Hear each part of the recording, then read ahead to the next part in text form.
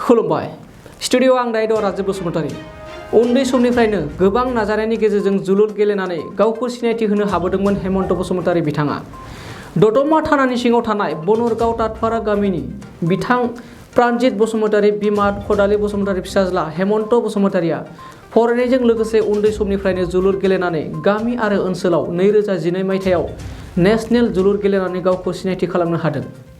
बिथाङा खौरांगिरिनि सिगाङाव फोरमायोदि थांनाय 2005 मायथाइनिफ्रायनो बिमा बिफानि गोबां हेफाजाबजोंनो गुबुन गुबुन जायगा ओनसोलाव क्लाबफोराव गोबां जोलुर गेलेनानै गावखौ सासे गोख्रों गेलेगिरि दिन्थिबोनायाव गुबुन गुबुन क्लाबफोरजों सायख'जानानै नेशनेलसिम गेलेनानै सहैनो हादोंमोन। लोगोसे बिथाङा गावखौ सासे गोख्रों गेलेगिरि खालामनानै गुबुन गुबुन जायगानि क्लाबफोराव गेलेनानै गोबां फोरमान बिलाइफोरजों लोगोसे गोबां बयनिख्रुइबो साबसिन गेलेगिरि महरै सायख'जाबोदोंमोन। डाइरेक्ट बुंग्रोनो नामा नोंथाङा मोनसे समाव नोंनि रोंगौथि एबा नोंथाङा जोलुर गेलेनानै नोंथाङा खनसे नेशनेल खेलाबो गेलेलायनो मोनदोंमोन।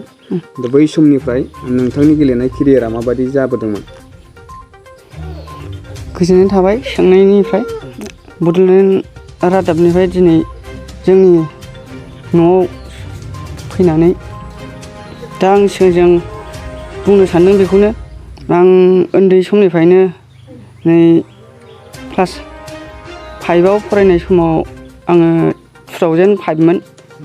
बे समनिफ्रायनो आङो आंनि सिनियरफोरजों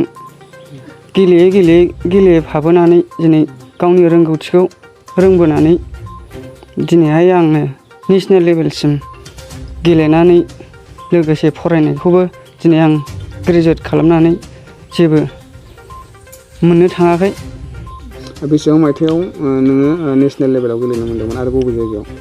आंनि खेला गेलेनाया 2012 नेशनेल खेलाया जादोंमोन कर्नाटकआव। बबे हान्जाजों जानानै गेलेदोंमोन? गुवाहाटीनिफ्राय डाइरेक्ट जोंखौ सारमोना सेलेकसन खालामनो हरबाय। बेनिफ्राय आसाम स्टेटनिफ्राय गेलेनाय जाबाय। बेनि सिगाङाव आरो बबे गेलेनायाव नोंथाङा बाहागो लानो मोन्दोंमोन, खाबु मोन्दोंमोन नेशनेल गेलेनायनि सिगाङाव? नेशनेल गेलेनायनि सिगाङाव जोङो डिस्ट्रिक्ट थाबाय, बेनिफ्राय आसाम स्टेट थाबाय जोंनि, बेनिफ्राय फिलिक्स चौधुरी स्कुलनिफ्राय मोनसे गेलेबाय, बेनिफ्राय एथलेटिकआवबो बाहागो मोन्दोंमोन। बेयावबो आङो फरायनायखौ लांफानांगौ होननायलाय सारमोननि बुंनायखौ गोसोआव थानानै फरायनायखौबो लोगोसे लांफाबाय आरो बल जोनायावबो फरायनायजों लोगोसे खुनुरुखुम नाजाथाबनानै दिनैसिम नेशनेलाव खुनुरुखुमबाबो गेलेनो हाबाय। बेनिफ्राय फरायनायखौबो कमप्लिट खालामनानै बेखिनियाव आङो सहैनो हादों। नैबे समाव नोंथाङा मा खालामो? दा आङो बर्थमान ओरैनो दंथ'यो। दा साख्रि बाख्रि नागिरदोंमोन नागिरनाया, थेवबो नाजानायजों न'खरनि थाखा फैसा गैयैजों बिदिनो गारि मथर गाखोलांनो हायैजों बिदिनो साख्रि बाख्रिखौ मोननो हायै बायदि जानानै दं। नोंथाङा जे नेशनेल सासे प्लेयार जागायजेननायनिफ्राय नोंथांखौ नोंथांनि न'खरा माबायदि हेफाजाब होबोदोंमोन? बेखौ आंनि बिदाया बुंथोंसै नामा? आङो सिगां सेलेकसन जानाया दतमा हायार सेकेन्डारि फोथाराव BPFनि खेला सालायदोंमोन। बेनिफ्राय आङो गेलेनानै सारमोननि मेगन नोजोराव गोलैनानै आं सेलेकसन जानायलाय जोंखौ आरोबाव क'क्राझार खान्थालगुरि साइ स्टेडियामाव जोंखौ आरोबाव सेलेकसन खालामबावदों। बेनिफ्राय सेलेकसन खालामनानै जोंखौ बङाइगावआव मोनसे डिस्ट्रिक्ट वाइज मोनसे खेला गेलेहोबावदों। बेनिफ्राय बावबो सारमोनहा जोंनि गेलेनायखौ मोजां मोननानै आरोबाव आं बावहाय सेलेकसन जानो हाबावदों।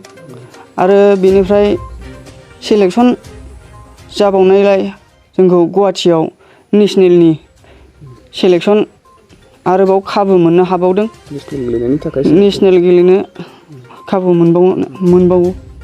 मोनबावनायनि थाखाय आरो बेनिफ्राय नेसनेलनि सेलेक्सन जाखांनायनि उनाव जोंखौ कर्नाटकआव सारमोनहा दैदेनहैदों आसाम स्टेटनि जानानै गेलेनो खाबु मोनबाय। ओरैनो बेसेसो मायथाइयावमोन नोंथाङा दि नेसनेल गेलेदों कर्नाटकआव बे मायथाइया बेसेबां सनमोन? 2012 सनमोन जों नेसनेल गेलेनो मोननाय। नेसनेल गेलेखांनायनि उनाव नोंथाङा आरो गुबुन गुबुन गिदिर गिदिर खेलायाव बाहागो लानो मोनबावदोंना मोनबावाखै? नेसनेल गेलेखांनायनि उनाव गेलेनो खाबु मोनदोंमोन, ओमफ्राय माखासे न'खरनि जेंनाजों थांनो फैनो एसे उसुबिदा जानायलाय थांनो हायाखै आरो बेराफारसे फरायनायनि थाखाय थाखा फैसा एडमिसननि माखासे प्रब्लेमाव थालांनांदों। बेनिफ्राय दा आं बेखार जानानै थानाय बायदि जाबाय। नोंथाङा स्टेट लेभेलनि आरो नेसनेल लेभेलनि गेलेनायाव बाहागो लानो मोनदों। बिनि फिथाइ हिसाबै नोंथाङा माबाफोर फोरमान मोनबोनो हादों नामा बे गेलेनायनिफ्राय? सार्टिफिकेट मोननो हादों, डिस्ट्रिक्टनि मोनदों, स्टेटनि मोनदों,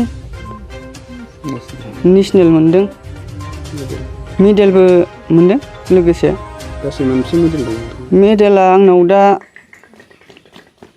बिदिनो फिसा लेभेलनिफ्राय गोजौ नेसनेल लेभेलसिम बिदिनो दा आंनाव दङ 12-15थासो। माखासेया बिदिनो बायबाय, बबेबा गाज्रि जाबाय। सार्टिफिकेटआबो दा ओरैनो दंजोबो। गांबेसेसिम सार्टिफिकेट दं नोंथां फिसा लेभेलनिफ्राय लानानै? दा सार्टिफिकेटआबो 2005निफ्राय लायोबा नैबे दानि आं जेब्ला ग्रेजुवेट जायो अब्ला बल खेलायाबो आंजों लोगोसे ग्रेजुवेट जाफायनायखौनो लाबाय आं। दा 15 मायथाइयाव आं ग्रेजुवेट जादोंमोन। दा बे समनिफ्रायनो गेलेनायाबो एसे थालांनो। ओरैनो गांबेसे सार्टिफिकेट दं दा सार्टिफिकेटआ 12-15थासो थागोन समान मेडेलजों। दासिमाव 2015नि उननिफ्राय नोंथांनि गेलेनाया खमायबोदों आरो दासिमाव सोलिदोंना सोलियाखै एसे एनैब्लाबो? दासिमाव आंनि गेलेनाया होमबाबो एसे सोलिदों, सोलिया नङा। गिदिरथार खेलायाव सोलिनो हायासै। जोलुर गेलेनायजों लोगोसे नोंथाङा गुबुन गुबुन खेलाफोर माबाफोर गेलेबावोमोन नामा? गेलेदोंमोन गेलेनाया। जोलुरजों लोगोसे आं एथलेटिक गेलेदों। एथलेटिकआव खोब आं 100 मिटार खारोमोन, 200 खारोमोन, बिदिनो रिले खारोमोन, लं जाम्प, ट्रिपल जाम्प। ओमफ्राय गेलेनायाव गासिबो पार्टिसिपेटखौ लाजोबोमोन आङो। ओमफ्राय आङो बे समाव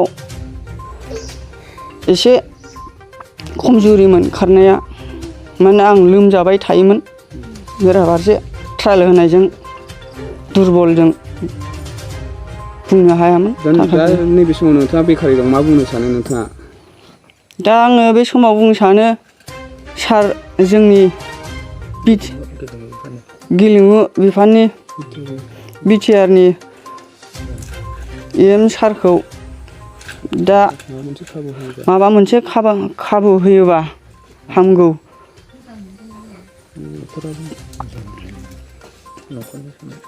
आरो जोंनि न'खराबो एसेबां मानि गोजौ थाखोनिबो नंद्राया।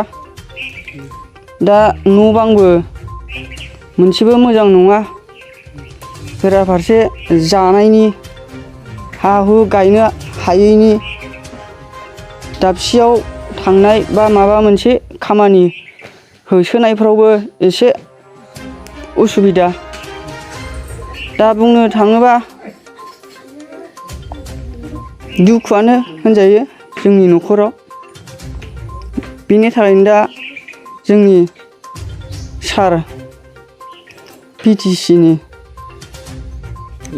EM सार आरो EM जोंनि दावबायसा सारमोनखौ आं आखाइ खबजबनानै बेखौनो खावलायो जे आंनि थांनो थानायनि माबा मोनसे फिसाबाबो राहा होनो हायो बेखौनो आं खावलायनानै थाबाय। ओरैनो आंनि बे फंबाय बेखौ आं खोब उन्दैनिफ्राय मिथिगौ। बियो उन्दै लेभेलनिफ्रायनो गामियाव ओरैनो फिसा फिसौ गेलेयै गेलेयै एम इ स्कुलाव गेलेनानै आप टु ग्रेजुवेटसिम गेलेहैदों। दा बबे जायगायाव गेलेहैदों आं बारा बेखौ मोनथिजोबा। अब्लाबो खोब मानसिया गावनि हास्थायनायजों बा ओमफ्राय फरायनायजों खोब मोजाङै सोलिलांनो हादों। ओमफ्राय खस्थ'नि गेजेरजोंबाबो आरो आं ओरैनो बिसिनि न'खरखौ मिथिखागौ।